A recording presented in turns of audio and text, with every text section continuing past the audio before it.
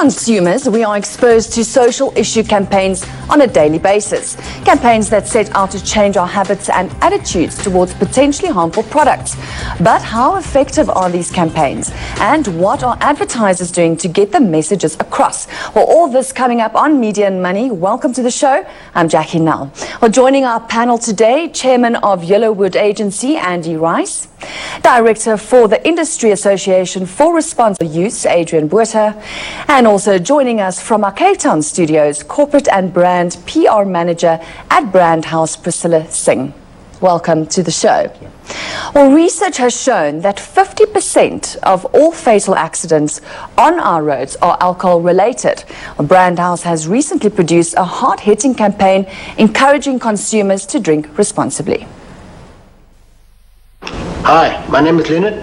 I'm looking for a special person. I'm looking for a soul that is energetic and is understanding. I don't know what to say. I like a really nice, pleasant body. Someone that can handle heavy situations with a smile. These hands will never let you go. I'm quite demanding physically. I have all the time in the world for you. I want to change you. Don't be scared of me. I'm an animal. Papa, wow, well.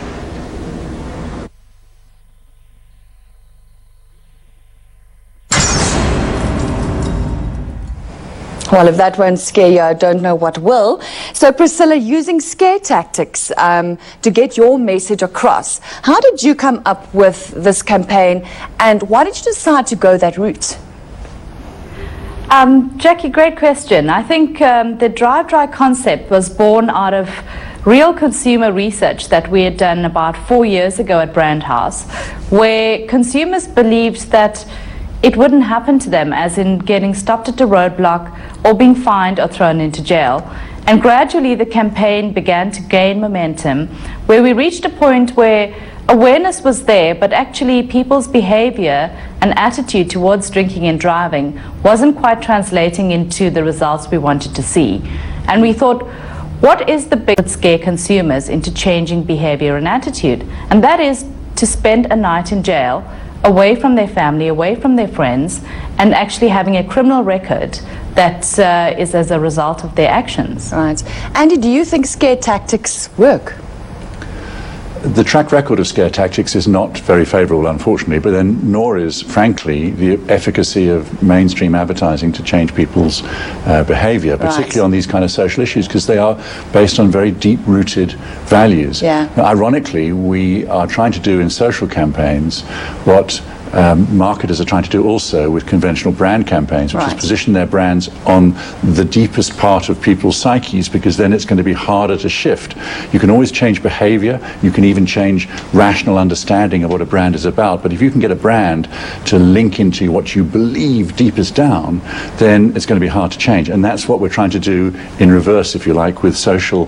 Take those deep-seated attitudes which have been ingrained and change them through advertising. And it has to be done, but I don't think that the figures are particularly hopeful. Well, then on the ARA side, Adrian, you've gone a complete different route. If you look at the ad campaigns that you have produced, it's more on the emotional side. Absolutely. Talk us through that. Well, it's exactly what Andy was saying. You know, it's a deep-seated emotion, and one has to try and reach that.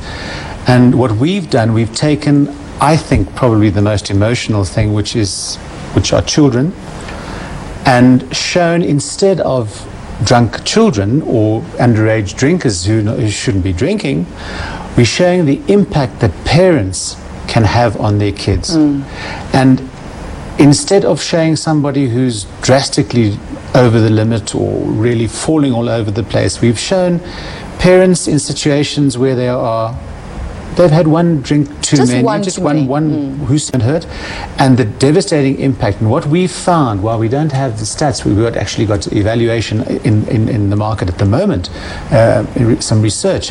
What we've found is that there's certainly the response, the deep-seated response, is oh my goodness, that in fact could be me. Whereas the drunk person falling all over the place, no, that's not me. But the person who's at the football game, it's more closer to home. Yes, it's a lot more closer to home. And I'm hopeful that this is perhaps going to be the first time that we're going to really be able to see a shift from our point of view. But certainly, Brand House has done excellent work as well. So I mean, it's a different way of looking at it. It's a different way of looking at it, but the same message at the end of the day. And Priscilla, the question to you is, don't you find yourself as a brand and as a business in a catch-22? Because on the one hand, you're driving sales, you're in the business to make a profit, but on the other hand, you have to be responsible and communicate responsible drinking. Jackie, I think it's a question of choice and creating more occasions in terms of making the choices around drinking and how you behave and your relationship with alcohol. So the message as manufacturers and distributors of alcohol is that we do not want people to drink until they fall down, but rather to enjoy alcohol on suitable occasions, in moments of celebration or whatever that occasion they choose to, but in a responsible manner over several occasions or several periods of time. So it's not just you've got to just drink as much as you can on one typical occasion. Right. But also, I mean, is this in line with, the pending regulations on alcohol advertising? Are you rather being proactive rather than reactive in terms of, what might be, proposed legislation? I think we're, as an industry, really wanting to work with government across all departments and all ministers to really get the thrust and the main aim of whatever's going to benefit South African consumers as a whole. And I think that's fundamentally at the root of all that has been spoken about in the last few weeks, especially at the summit in Durban. And collaboration and engagement between industry and government and all the other stakeholders involved is what's going to actually lead to a proactive and effective solution for all South Africans. Now, Adrian, you were actually at the summit. Can you take us through some of proposed legislation that they're looking at? Well, I think it's very important, Jackie, to say at the outset, it's just proposals at this stage. So, I mean, this is, the government has to go through various procedures, and certainly the point was made that there will be and as Priscilla says, we look forward as an industry to be actually working with government to try and get these things. But certainly there was a lot at this summit about a total advertising and a total marketing ban, in fact. There were some strong words said about it, and while we certainly believe, and a lot of international research points to the fact that there's no real direct causal link between advertising and alcohol abuse, certainly there are others that feel differently, and we certainly want to engage with those others and find the best way forward. So, Andy, let's look at the media and in the role that media plays. Quite an important part if we're saying that there are challenges in commercials and ads and campaigns to change beliefs and to change attitudes. The power of the media surely can play a significant role here, don't you? Yes, I think it can. I think that there is a rather simplistic view in certain circles that if marketing is there to build sales, then if you take it away, sales will implode. And clearly the category has a momentum despite marketing. And I think that it's perhaps unfortunate that particularly in South Africa, I would doubt if there's an industry, a liquor industry anywhere in the world that tries as hard as the South African industry does. I think that they make enormous investments. I mean, I think that campaign of Brand House is, while I have some doubts about how effective scare tactics can be, I think it's a fabulous example of the genre, as is the sort of peer-to-peer social pressure that the IRA have adopted, which is also a very interesting tack. But ultimately, I don't think that the banning, the outright ban, there isn't that on-off situation that perhaps government thinks there is. And is there and can equally promote and help to engender a sense of responsibility. Right. So yes, it does play an important role. Because Priscilla, just on that note, you know, from Brand House's side, tell us about the Responsible Drinking Awards that you've come up with as a campaign, or as an initiative, rather. Jackie, as in part of our efforts to change consumer behavior and attitudes, we look at various ways in the most effective way possible. And the media, as we all know, are key influencers into how consumers think and behave, whether it's in South Africa or anywhere else in the world. And the power of the media to influence messaging around responsible drinking is an uncharted territory.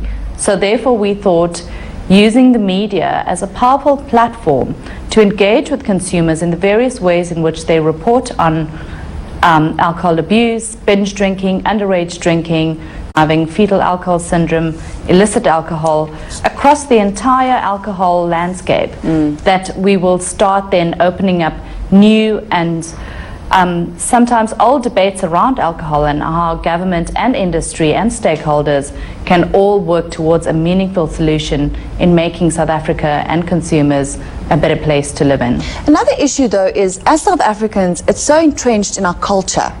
We're not going to stop having a braai and a beer or whatever the case may be. It's entrenched in our culture. So we are going to be drinking. The issue is drink responsibly.